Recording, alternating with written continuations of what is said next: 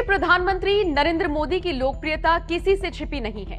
देश और दुनिया भर में मोदी के नाम का डंका जिस तरह से बज रहा है, उसने भारत में बैठे विरोधियों के साथ साथ भारत से बाहर बैठे कुछ विरोधी देशों को भी चिढ़ने का एक और मौका दे दिया है। बच्चा हो या युवा वर्ग, बुजुर्ग हो या महिलाएं, पीएम मोदी को लेकर अलग ही। जैसे ही जनता को पता चलता है कि पीएम मोदी उनके शहर आ रहे हैं, वैसे ही वहां पर भारी भीड़ उमड़ पड़ती है और फिर मोदी का अंदाज ऐसा होता ही है कि हर कोई उनका मुरीद हो जाता है। दरअसल पीएम मोदी का अंदाज है ही ऐसा कि वो जहां भी जाते हैं वहीं पर अपनी छाप छोड़ जाते हैं। ऐसा ही कुछ दिल्ली में हुआ। दरअसल शुक्रवार को दिल्ली यूनिवर्सिटी के 100 साल पूरे होने की खुशी में आयोजित हुए कार्यक्रम में शिरकत करते हुए पीएम मोदी नजर आए। दिल्ली यूनिवर्सिटी में तो पीएम ने धाकड़ संबोधन दिया ही, लेकिन उससे पहले दिल्ली मेट्रो में वो जिस तरह से ट्रैवल करते हुए नजर आए, उसने भी सबका ध्यान अपनी तरफ खींचा। गले में गमछा डाले देसी लुक में पीएम मोदी यात्रियों से मुखातिब होते हुए नजर आए। इसी दौरान की कुछ तस्वीरें और वीडियो सोशल मीडिया पर वायरल हो रही हैं। ऐसे में एक वीडियो में पीएम मोदी के बराबर में बैठी लड़की ने सबका ध्यान अपनी तरफ खींचा है। सोशल मीडिया पर वायरल हो रही तस्वीर और वीडियो में पीएम मोदी के बराबर में बैठी ये लड़की पीच कलर के सूट में दिखाई दी। सादगी भरे अंदाज में ये लड़की जितने ध्यान से पीएम की बात सुन रही थी, उसने हर किसी को आकर्षित किया। इसके बाद से ही ट्विटर पर ये तस्वीर वायरल होने लगी और लोग पूछने लगे कि कौन है ये लड़की।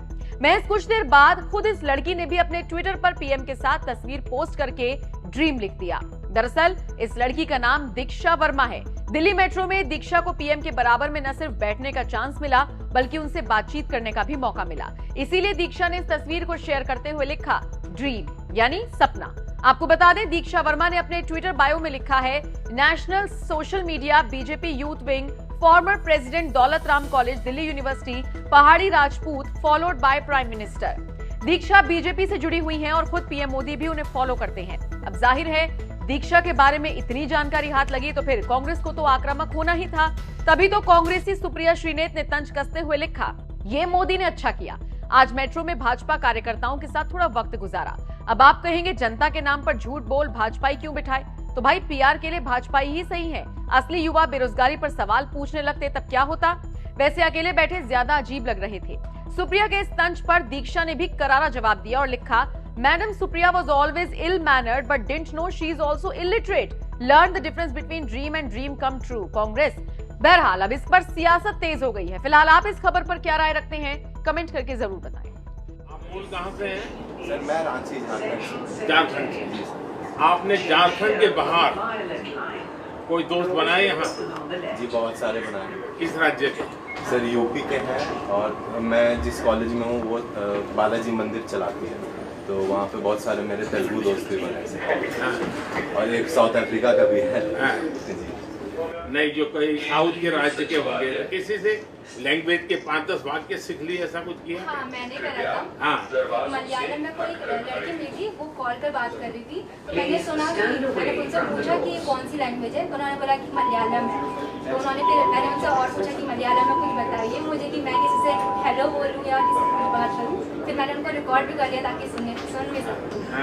मैंने हिंदी सिखाई है। हिंदी? हमारे कॉलेज में मणिपुर से बच्चे आते हैं, तो उनको बहुत इंटरेस्ट था, तो हमने उन्हें हिंदी सिखाई। आपने सिखाई? और मैंने असमी सिखाई। और एक दोस्त ने असमी सिखाई। असमिया सिखाया लोगों को? और मैं पहाड़ी हूँ, तो मैंने पहाड़ी में बताया है। अरे कहाँ से हैं? उत्तराखंड से।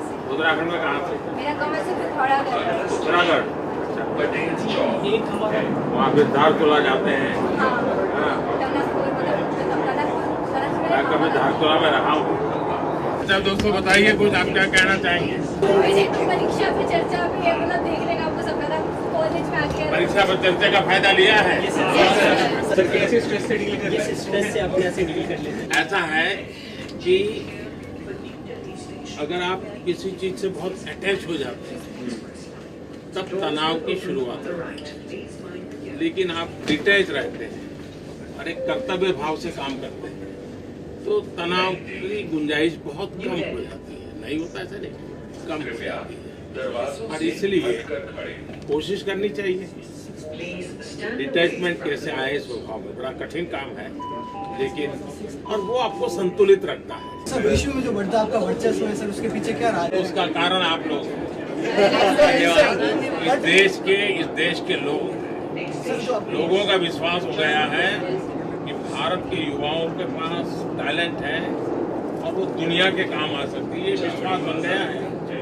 हमारी राष्ट्रीय शिक्षा नीति आई है तो उसमें जो हमारी भारतीय भाषाएं हैं उनमें पढ़ने का एक बहुत अच्छा विकल्प मिला है हम लोगों को, और एक लचीलापन भी मिला है पाठ्यक्रम में, तो हम सभी के लिए बहुत सहयोगी है, बहुत अच्छा कदम है सरकार। देखिए, हमारे देश के गांव में बहुत टैलेंट है, लेकिन अब उनको अंग्रेजी का सौभाग्य नहीं मिला तो कहीं आके रुक जाते हैं।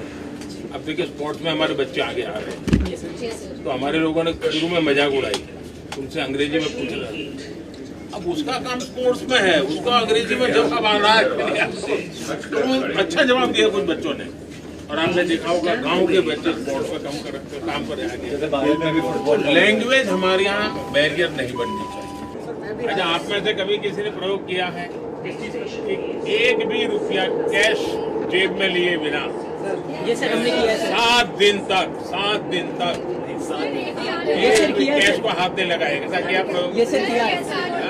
उन अनुभवों को आपने अपने ब्लॉग पर शेयर करना चाहिए। ये सर लोगों के लिए बड़ा आश्चर्य होता है, मैं जब दुनिया को बताता हूँ कि आपको एक भी रुपया लिए बिना हिंदुस्तान में जाइए, आपके पास मोबाइल है तो आप आराम से अपना कारोबार चला सकते हैं। हमें जॉब सीकर ना बन के जॉब क्रिएटर बनना चाहिए। ये सही मैं आपको उसके लिए थैंक यू बोलना चाहूँगा जो आपने 2016 में RPDWD एक्ट लाए PWD के लिए, क्योंकि इससे पहले जो था 1995 तक था, बट वो इतना इम्प्लीमेंटेशन नहीं था, उसके बारे में भी गवर्नमेंट आई उसके बारे में।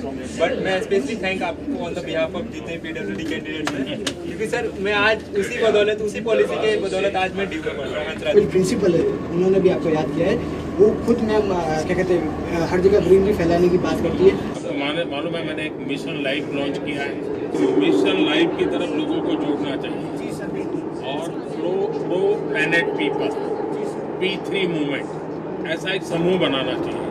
अब देखिए, मुझे भी हरियाणा के कुछ बच्चों का पता चला, वो अपने गांव से सुबह 5 बजे उठ के बगल के गांव में जाते हैं, वो 40-50 बच्चे हैं, पूरे गांव की सफाई करते हैं और फिर अपने गांव वापस जाते हैं। तो उन्होंने पूरे हर गांव को प्रेरणा दी है कि भाई सफाई होनी चाहिए, कर रहे हैं लोग। स्वच्छता बहुत बड़ा काम है। अब जैसे 2025 तक हमें टीबी से भारत को मुक्त करना है। अब किया जा सकता है, सिर्फ टीबी के पेशेंट को हमने गोद लेना है, सरकार दवाई देती है, वो दवाई उसको पहुंचानी है, 6 महीने तक उसको खाने के कुछ नियम है, उसको पालन करना है, 6 महीने में चला जाता है।